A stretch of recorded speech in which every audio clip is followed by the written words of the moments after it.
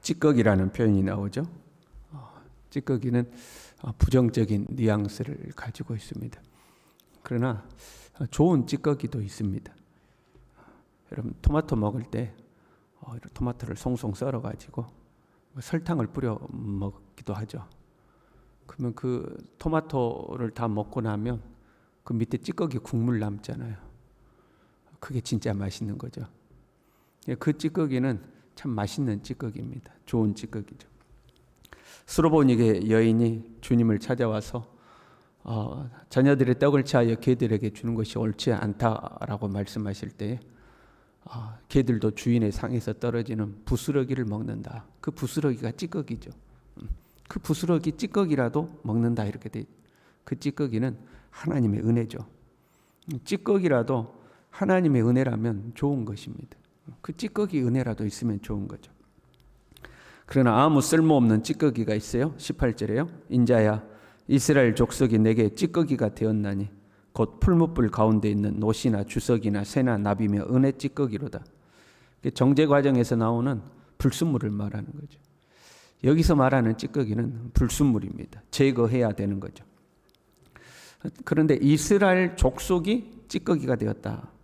하나님의 백성이 메인이 되어야 될 하나님의 백성들이 찌꺼기가 돼버린 거죠.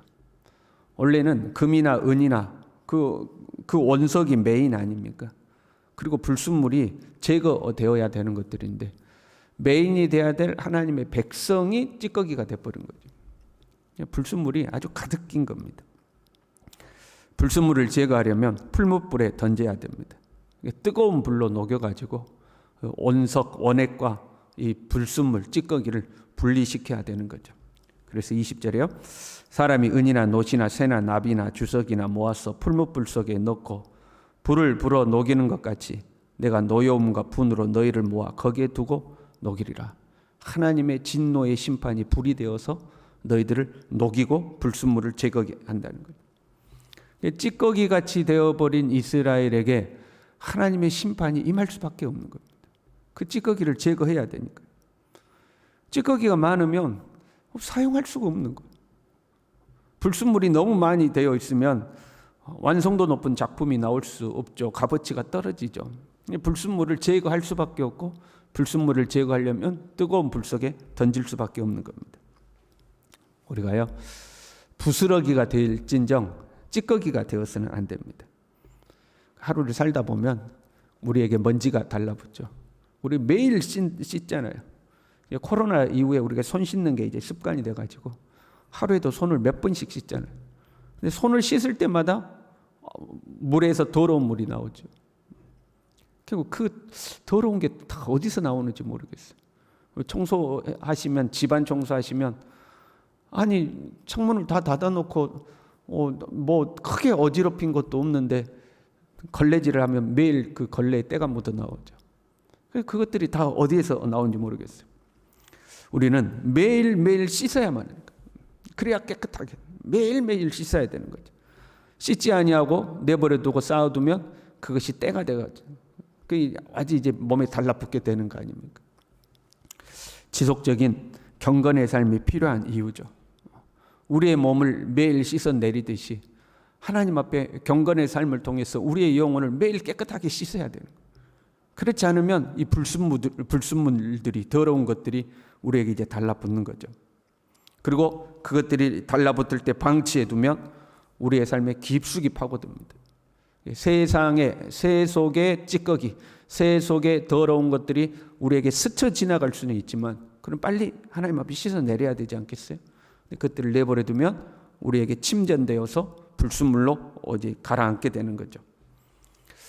가장 우리에게 생기기 쉬운 어떤 불순물들, 새 속의 때, 그 출발점은 우리의 신앙의 게으름이죠. 우리가 게을러지고 나태해지는, 경건 생활이 게을러지고 나태해지고, 그 게을러지고 나태해지는 것은 어떻게 보면 아무것도 아닌 상태일 수 있어요. 그냥 하기 싫다, 기도하기 싫다, 예배드리기 싫다, 이제 이렇게 시작하는 거죠. 그게 조금 시간이 오래 가면 하나님 앞에 나오는 것이 게을러지면 자연적으로 시선이 세상으로 가게 되어 있습니다. 자연적으로 세상으로 시선이 가게 돼요. 세상이 좋아 보이는 거죠. 세상이 편해 보이고 경건생활 안 하고도 얼마든지 즐겁게 사는 것처럼 보이죠. 그러나 그것보다 더 심각한 것은 인본주의요 다원주의입니다. 이런 것에 오염되면 쉽게 고쳐지지가 않아요. 인본주의에 오염되어 버린 사람의 생각이죠. 철학과 사상이 오염돼 버리면 이게 좀처럼 고쳐지지가 않습니다. 예수 그리스도를 통한 영혼의 구원이 없는 온갖 좋은 말로 포장해 나왔지만 오직 예수 그리스도 이 복음이 없으면 다 인본주의예요. 서로 사랑하고 서로 화평하고 이 세상이 평화해야 되고 뭐 지구를 아껴야 되고 다 좋은 말이고 다 필요한 말들이지만 그 속에 예수 그리스도가 없으면 오직 예수 그리스도가 없으면 다 인본주의입니다. 그리고 예수님이 없는 인본주의는 다원주의로 향하게 돼 있어요. 두루두루 다 사랑하자는 거죠. 두루두루 다 사랑. 예수 그리스도가 없는 거예요. 예수 그리스도가 없이 사랑만 남으면 두루두루 이제 사랑하고 다원주의가 되는 거죠. 이스라엘은 심각하게 부패한 찌꺼기들이었습니다. 종교적으로는 우상을 숭배했고 도덕적 윤리적으로는 패역하기 그지없었어요. 아주 부패한 상황이었죠. 우리 시대도 똑같아요. 우상 숭배하는 것은 우리 시대로 보면 종교 다원주의입니다. 이스라엘 백성들이 우상을 숭배할 때에 하나님을 버린 게 아니에요. 안식일이 되면 하나님 앞에 나와서 제사 드리고 또 가서 다른 우상도 섬긴 거예요. 다원주의였거든요. 다신론적인 사상 속에서 하나님도 섬기고 바알도 섬기고 하나님도 섬기고 아세라도 섬기고. 이제 엘리야가 이야기할 때 너희가 왜 두 사이에서 머뭇머뭇하느냐. 여호와가 하나님이면 하나님을 섬기고 바알이 하나님이면 바알을 섬기라. 양당 간에 결단을 내려야지. 왜 양다리 걸치고 있느냐. 그렇게 이야기합니다. 하나님도 섬기고 바알도 섬기고. 지금으로 말하면 이제 다원주의죠. 무너진 도덕과 윤리는 잘못된 자유주의와 닮았어요. 우리 시대가 내 자유다 이거든. 내 자유다. 내 자유대로 하는데 무슨 상관이야. 그것이 동성애가 됐든 뭐가 됐든 내 자유라는 거죠. 똑같은 거예요. 우상을 숭배하고 도덕적 윤리적으로 부패하고 타락하고. 그런데 그것이 좋아 보이도록 분칠을 해놓은 거죠. 사실 얼굴은 다 썩어 문드러졌는데 그것이 사랑이요 화평이요 인권이요 뭐 소수자를 사랑하는 것이요 존중하는 것이요 뭐 화평하는 것이요 그 분칠을 다 아름답게 해놓은 거예요. 그 인본주의요 다원주의가 가득 찬 거죠. 여러분 속으면 안 되는 거예요. 그것이 불순물인지 부스럭인지. 부스럭이라도 하나님의 은혜가 있으면 좋은 거잖아요. 불순물인지 부스럭인지 속으면 안 되는 거죠. 사람이 신앙생활 하다가요. 신앙이 침체되면 이제 하나님께 멀어지잖아요. 그러면 인본주의에 빠지기가 쉽습니다. 신앙이 침체되고 하나님께 멀어졌다는 것은 오직 예수 그리스도 복음에서 멀어졌다는 거잖아요. 예수 그리스도의 다른 길은 없다. 오직 예수 그리스도만이 길이요 진리요 생명이요. 예수 그리스도를 통하지 않고는 아버지께로 갈 자가 없다. 천하 인간의 구원 얻을 만한 다른 이름을 우리에게 주신 적이 없다. 여기에서 멀어진 거잖아요. 그렇다고 자기 자신을 타락한 인간으로 내버려 둘 수는 없잖아요. 그래서 사람들이 붙드는 것이 사랑이죠. 사람을 사랑하고 인생을 사랑하고 자연을 사랑하고 자유를 사랑하고. 야, 꼭 교회 다녀야 되네 말이야. 교회 안 다녀도 나는 얼마든지 사람 사랑하고 산다. 인생을 사랑하고 산다. 동물도 사랑하고. 교회 가가지고 막 꼭 예배드리고 말이야. 꼭 그래야만 되느냐 말이야. 서로 사랑하고 삶을 아끼고 존중하고 그렇게 살면 되는 거 아니에요. 신앙에서 멀어지면서 자기 자신을 고상한 존재로 만들 수 있는 것이 이제 인본주의적인 사상이거든요. 그래서 하나님께로부터 멀어지면 인본주의로 가기가 쉬워져요. 우리의 신앙이 때로는 게을러질 수 있어요. 그렇잖아요. 살다 보면 게을러져요. 오늘 같은 새벽 여러분 얼마나 나오기 싫었어요. 여러분 대단하신 분이에요. 어젯밤에 수요예배 드리고 가는 길에 보니까 길은 미끄럽고 야 내일 새벽은 더 미끄럽겠다. 나오기 힘든 그런 마음들이죠. 신앙생활 하다 보면 좀 그런 마음이 들 때가 있고 게을러질 수가 있고 그러다 보면 세상이 잠깐 눈에 들어올 수 있어요. 그러다가도 금방 돌아와야 돼. 하나님 때가 묻으면 금방 손을 씻는 것처럼 하루를 마치고 우리의 온 몸을 씻는 것처럼 매일매일 하나님 앞에 나아가서 십자가 앞에 나아가서 주님의 보혈로 우리를 씻어내리고 하나님의 은혜로 우리를 정결하게 해야 되는 거예요. 그래야 우리의 삶에 불순물이 침투하지 않는 거죠. 불순물이 많아지면 불로 연단하는 수밖에 없습니다. 그렇잖아요. 불순물이 많아지면 불로 연단하는 수밖에 없어요. 그래서 하나님도 우리를 연단하실 수밖에 없는 거죠. 여러분, 심판의 불이 임하잖아요.